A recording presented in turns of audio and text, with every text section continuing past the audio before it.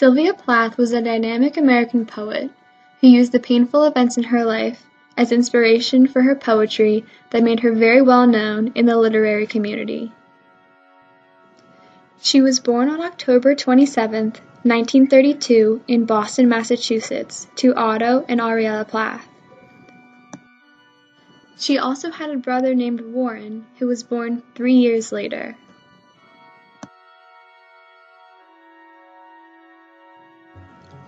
Her father, Otto, taught biology, German, and the study of bees at Boston University until his death in 1940 as a result of diabetes complications that led to gangrene. Although he diagnosed himself with having lung cancer, his death could have been avoided easily if he only went to the doctor.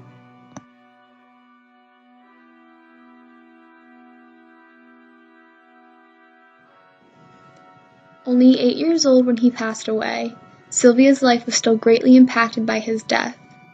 She used her feelings of confusion, resentment, and abandonment within her poems in her later years.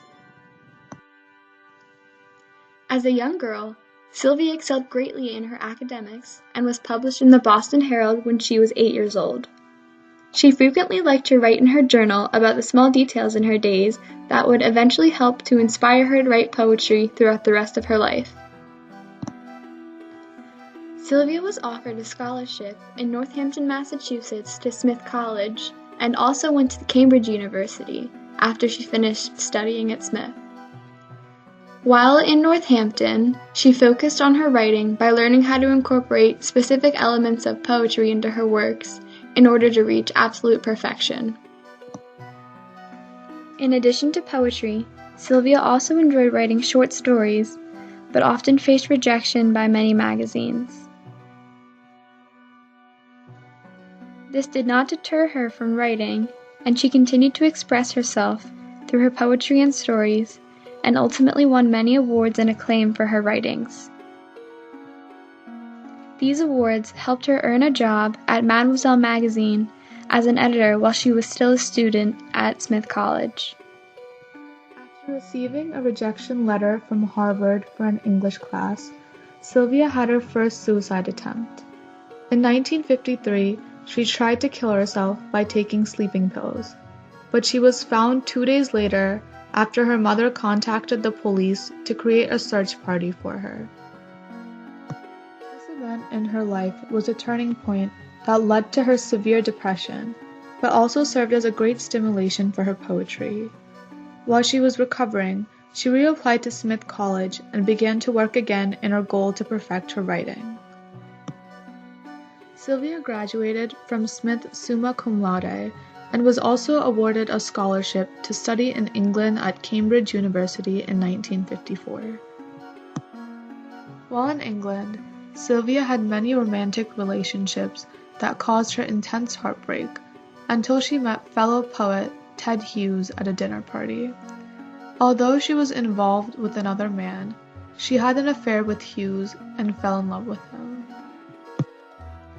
Sylvia married Hughes in 1956 and traveled across Europe until she had to return to Cambridge to continue her studies. After she graduated, she was offered a teaching job for an English class at Smith College back in America. While at Northampton, Sylvia's nerves and anxiety broke her concentration, and she left her teaching job to pursue her work as a writer.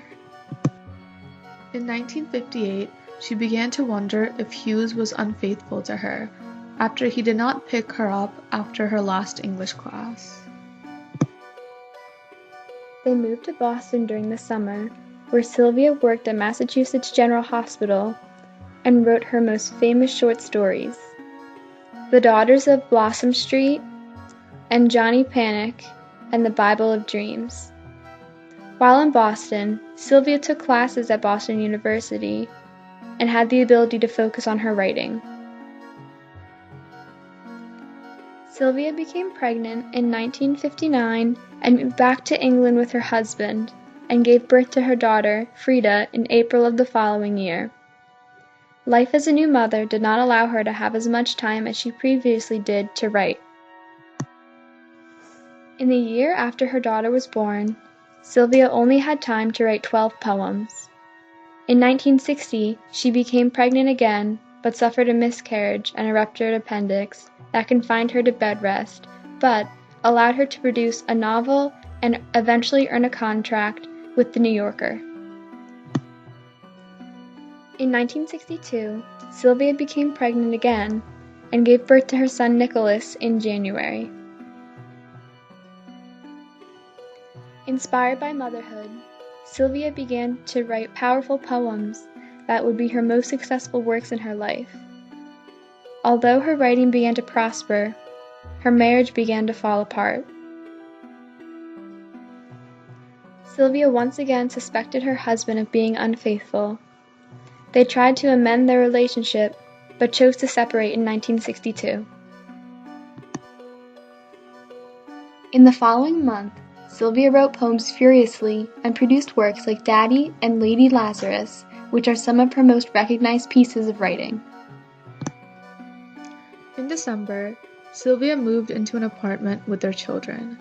Their flat did not have a telephone or heating, which was particularly hard on them due to the extreme cold of 1963. Sylvia did not write poetry as much as she used to, but she began to write nonfiction prose. The following month, Sylvia experienced a burst of creativity and suddenly began to write poems so rapidly she finished 12 poems in 2 weeks. Some of her last poems include Sheep in Fog and Kindness. Sylvia Plath committed suicide on February 11, 1963, at the age of 30. She stuck her head into a gas oven after sealing off the room. It is speculated that she did not intend to kill herself because her letter stated to call her doctor right away. Sylvia Plath was one of the greatest poets of the 20th century, who unfortunately succumbed to her depression and anxiety that she carried throughout her life. Although her reasons for doing so are left as a mystery, her works in literature express her unstable mentality and depression that led to her suicide. Daddy is a free verse quintain poem by Sylvia Plath that echoes her resentment for her father due to his emotional detachment while he was alive and death when she was only 8 years old. It's also about her feelings toward her unfaithful husband and the male figures in her life overall. Within this poem, Sylvia expresses how she feels about the male dominance in the world, with many symbols, including the character of Daddy that represents man. The speaker is believed to be a representation of Sylvia herself, or as woman, a form of humanity and love. She also uses many symbols referring to the Nazis and the brutality of the German language that serve as an allusion to the Holocaust. Although she does use some rhyme in Daddy, it does not have a specific meter. Throughout her poem, she compares Daddy to a Nazi and the speaker to a Jew. This metaphor helps convey her theme of rejection that she felt in her life with her father and her husband. English professor at the University of Houston and former director of the Houston Creative Writing Program, Robert Phillips, analyzes Plath's poem as a dramatization of an internal struggle. In the 7th stanza, Plath uses metaphor and simile to compare the character of Daddy to a Nazi and the speaker to a Jew, that represents how her father lightened the situation of the Holocaust in Germany because of their German heritage. The blue lines in the stanza are metaphors, and the red lines in the stanza are similes. The pink highlighted word is an assonance that's used throughout the poem with an oo sound. In the 15th stanza, Plath further manipulates her use of metaphor by alluding to her husband's infidelity and how she felt that she was inferior to him. Phillips explains how her poem is a representation of her mental suffering in response to her relationship with men by explaining, also in the 15th stanza, how she drives the stake through her father's heart. She not only is exorcising the demon of her father's memory, but is metaphorically killing her husband and all men. Lady Lazarus is another poem written by Sylvia Plath, spoken in the voice of Lady Lazarus herself. This poem is a free verse tercet consisting of 28 three-line stanzas. Though she does not use a specific meter or rhyme, there is a sense of organization. She uses a common sound of N within her assonance. The most important thing to note in this poem is Plath is not referring to herself as Lady Lazarus. Even though Plath does not mirror herself as Lady Lazarus, both women do have astoundingly similar qualities and issues that have made them want to commit suicide.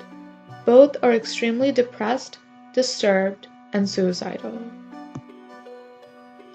The poem is about a lady who tries to kill herself time and time again, but comes back to life almost every time.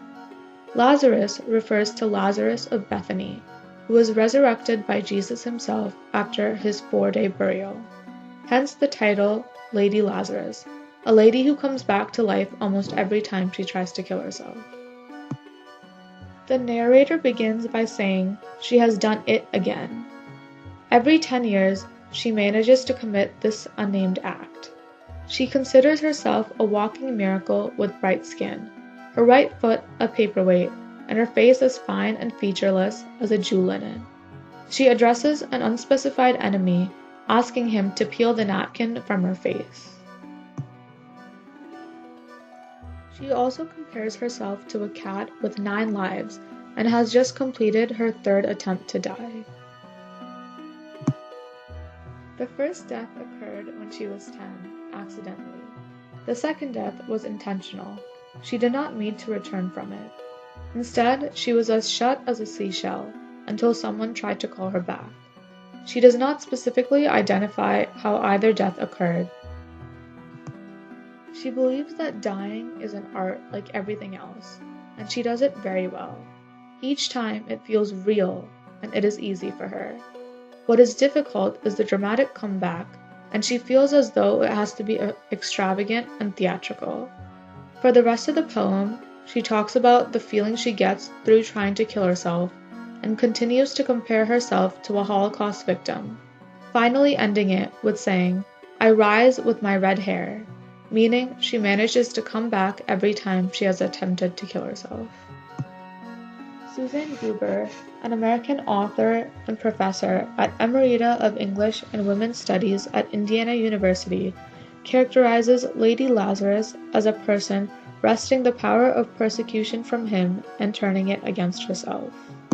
She also considers Lady Lazarus as a narcissistic and masochistic speaker who has become obsessed with dying. Gruber also says Lady Lazarus narrates the poem as though she is bragging about her expertise at the art of dying. Gruber finishes off with saying the poem Lady Lazarus offers up a chilling warning about the fetishization of suffering with which the figure of Prosopopoeia flirts.